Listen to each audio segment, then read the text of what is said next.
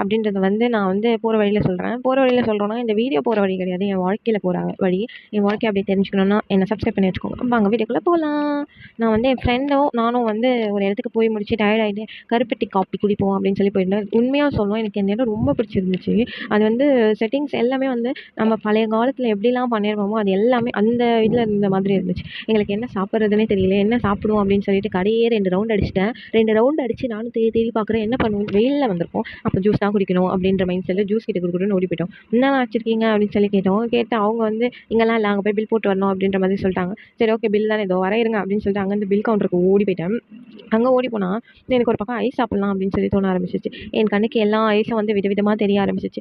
ஐயோ ஐஸ் விதவிதமாக தெரிகிறதே அப்படின்ற மாதிரி எனக்கு இருந்தது. ஒரு பக்கம் பில்லு போடுவோம் அப்படின்னு சொல்லி பார்த்து கடைசியில் எதுவுமே வேணாம், ஒரு 2 காஃபியை போடுவோம் அப்படின்னு சொல்லி காஃபி போட ஆரம்பிச்சிட்டேன். என்னடா வெயிலில் காஃபி குடிக்கிறேன் அப்படின்னு சொல்லி பார்ப்பீங்க, நிறைய பேர் குடிக்கிறாங்க அதனால நானும் குடிக்கிறேன் அப்படின்னு சொல்லி சொல்லுவேன் நான்.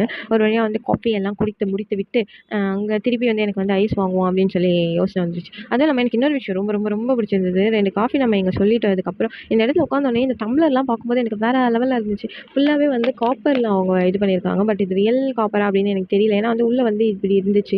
வெளியே கோடிங் மட்டும் கொடுத்துருக்காங்களா அப்படின்னு சொல்லி எனக்கு தெரியல. எனக்கு தெரிஞ்சு இது ரியலாக இருக்க மாதிரி இருக்கும். ஏன்னா கொஞ்சம் அந்த அந்த காப்பர் வந்து கொஞ்சம் டேஸ் ஆனால் ஒரு மாதிரி கலர் போகல அது மாதிரி இருந்துச்சு. அதனால் அந்த ஊற்றுறது வந்து இதுவாக இருக்கும், இது வெளியே கலர் மட்டும் தான் போல். அது எனக்கு தெரியல, உங்களுக்கு தெரிஞ்சிச்சுன்னா கமெண்ட்டில் சொல்லுங்கள். பட் வந்து எனக்கு பார்க்க இது ரொம்ப பிடிச்சிருந்துச்சு, அழகாக இருந்துச்சு.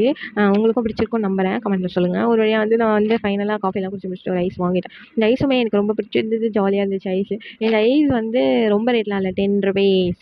ஜாலியாக இருந்துச்சு. 10 ருபீஸில் ஒரு ஐஸ் வாங்கி சாப்பிட்டு திருப்பி வந்து நம்ம அக்கா எங்கள் மாமா பையன்லாம் வந்து எங்கள் இன்னொரு மாமா வீட்டுக்கு போயிட்டாங்க. ஸோ நம்மளையும் அங்கே வர சொல்லிட்டாங்க. சரி அவங்க வீட்டுக்கு போவோம் அப்படின்னு சொல்லி நானும் நிறைய ஆரம்பிச்சேன். அங்கே போனோடனே எனக்கு வந்து உணவு வந்து நிறைய வச்சுருந்தாங்க. நான் நடந்து வந்த டயர்னால என்ன நல்லா சாப்பிடு அப்படின்னு சொல்லியிருந்தாங்க. சரி ஓகே நல்லா தானே சாப்பிட்டுட்டா போச்சு அப்படின்னு சொல்லி ஒரு சாப்பாட்டை வந்து ஒரு பிளேட் வாங்கியாச்சு. வாங்கி நம்ம உட்காந்து சாப்பாடு சாப்பிடுவோம்னா அப்பளம் இல்லைன்னா நான் சாப்பிட மாட்டேன் அப்படின்னு சொல்லி சொன்னாங்க. எனக்கு 2 அப்பளத்தை கொடுத்தாங்க.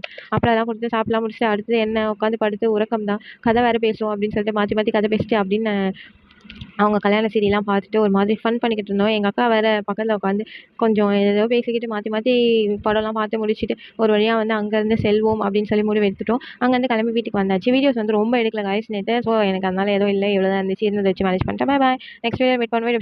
லைக் பண்ணுங்க, கமெண்ட் ஷேர் பண்ணுங்க. Bye bye.